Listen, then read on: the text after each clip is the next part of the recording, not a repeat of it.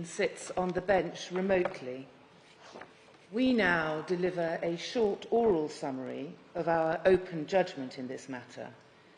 The open judgment follows 3 days of hearings closed and open in October 2023 and 1 closed hearing on the 2nd of February 2024. Our summary is not in substitution for, nor does it form any part of our open judgment, which we are handing down separately in writing at the end of this hearing. Copies of that written judgment are available together with a written press summary. The neutral citation for our open judgment is 2024 EWCA Civ 152 and will appear on the National Archives in the normal way. Shamima Begum was born in the United Kingdom in August 1999. She lived and attended school in Tower Hamlets. Her parents are of Bangladeshi origin, and through them, Miss Begum had Bangladeshi citizenship, at least until her 21st birthday. In February 2015, Miss Begum, then aged 15, travelled via Turkey to Syria and aligned with the organisation ISIL, Islamic State of Iraq and the Levant, also known as ISIS or Daesh, which controlled territory described as the Caliphate. She married an ISIL fighter soon after arriving. She went on to have 3 children, sadly none of whom survived. She was still in the Caliphate when it collapsed in January 2019 and was taken to a camp in northeast Syria. Section 40, subsection 2 of the British Nationality Act 1981 gives the Secretary of State, in practice the Home Secretary, power to deprive a person of British citizenship if satisfied that deprivation is conducive to the public good. On the 19th of February 2019, without prior notice to Miss Begum, the then Secretary of State made an order depriving her of British citizenship on the ground that it would be conducive to the public good to do so, because her return to the United Kingdom would present a risk to national security. There is a right of appeal to the Special Immigration Appeals Commission, SIAC, against orders for deprivation of citizenship made on national security grounds. On the 3rd of May 2019, Miss Begum applied for leave to enter the UK so that she could take part in her appeal to SIAC. Her application was refused. On the 26th of February 2021, the United Kingdom Supreme Court held that the Secretary of State had acted lawfully in refusing Miss Begum leave to enter the United Kingdom for the purposes of her appeal to SIAC. Miss Begum elected to proceed with that appeal, notwithstanding that she could not give evidence or be physically present. On the 22nd of February 2023, SIAC dismissed Miss Begum's appeal against the deprivation decision. The issue in this appeal, and for us, is whether SIAC was right to conclude that the deprivation decision was lawful.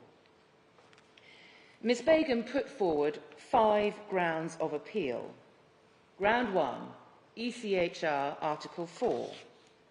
The first ground was that the Secretary of State had failed to consider whether Miss Begum had been a potential victim of trafficking for the purposes of sexual exploitation, and that this failure breached the obligations owed to her under Article 4 of the European Convention on Human Rights. SIAC had found that there was, at the very least, a, quote, credible suspicion, unquote, that she had been trafficked for such purposes in 2015. It was not argued before us that this created an absolute bar to any deprivation order. we conclude that Article 4 of the ECHR gave rise to no obviously material consideration in the context of the deprivation decision. The Article 4 duties relied on were the operational duties, comprising the protective and the recovery duties, the non-punishment principle, the investigative duty, and the restitutionary duty. In our judgment, there were two obstacles in the way of Ms Begum's arguments based on breach of the protective duty. The first was that SIAC had found only an arguable breach of the protective duty by organs of the state, not actual breach. The second was the passage of time between the arguable breach in 2015 and the deprivation decision in 2019, and the lack of any causal link between the two incidents. The recovery duty did not extend to repatriating a former victim of trafficking if they had been trafficked abroad. Article 16 of the European Convention against Trafficking did not assist the appellant in establishing such a duty. The non-punishment principle also did not assist Ms Begum. There is no authority to suggest that the principle of non-punishment extends beyond criminal prosecutions. To extend the principle to a deprivation decision would go beyond incremental development of the relevant jurisprudence. The investigative duty and the argument that any investigation into the suspected trafficking in 2015 could only be effective if Ms Begum were present in the United Kingdom was not, in our judgment, an obviously material consideration for the Secretary of State when making the deprivation decisions. 3 reasons for this. 1, it would be tantamount to an obligation to repatriate. 2, it would be inconsistent with the Supreme Court's decision that the Secretary of State was not required to give Ms Begum leave to enter, to present her appeal. Thirdly, any investigative duty is only to take reasonable steps, and SIAC were right to find that reasonable steps do not extend to repatriating a person assessed to pose a threat to national security. No restitutionary duty was owed in the instant case, as there was no established breach of Article 4. A possible or arguable breach is insufficient to trigger the restitutionary duty. Further, the asserted breach occurred 4 years before the deprivation decision. Further, the focus of a deprivation decision on the grounds of national security must, in our judgment, be the assessment of risk. We did not accept that an individual assessed as presenting a risk to national security must be repatriated, or even that the Secretary of State is required to consider repatriation in order to meet obligations which might be owed under Article 4. Ground 2. Trafficking issues at common law. The second ground was that the Secretary of State failed to take into account the possibility that Ms Begum had been a victim of trafficking for the purpose of sexual exploitation. It was submitted that this was a breach of his duties at common law. Although the information before him did not discuss the case in terms of Article 4 or of the European Convention against Trafficking, the Secretary of State was aware of the circumstances of Ms Begum's departure to Syria, and the materials before him powerfully expressed the view that people who were children when they went to align with ISIL should be considered first and foremost as victims. The Secretary of State took into account the possibility that Ms Begum had been a victim of trafficking. That assessment was kept under review after February 2019. SIAC was entitled to find that the issue of whether Ms Begum had travelled voluntarily was within the expertise of the intelligence agencies. Voluntariness of travel was not a binary question, and Ms Begum may well have been influenced and manipulated by others, but still have made a calculated decision to travel to Syria and align with ISIL. The assessment of the national security risk was, in our judgment, a question of evaluation and judgment entrusted by Parliament to the Secretary of State. Ground 3, de facto statelessness. The third ground was that the Secretary of State failed to consider that Section 40 of the British Nationality Act 1981 prohibits the making of a deprivation order if the consequence would be to make the person concerned stateless. It is accepted that this means de jure stateless, that is to say, stateless as a matter of international law, and that the deprivation order did not make Miss Begum so stateless because she still retained her Bangladeshi citizenship as at February 2019. What was argued under Ground 3 was that the Secretary of State nevertheless failed to consider that the deprivation order would make Miss Begum de facto stateless, since there was no realistic possibility of the Bangladeshi authorities permitting her to enter that country.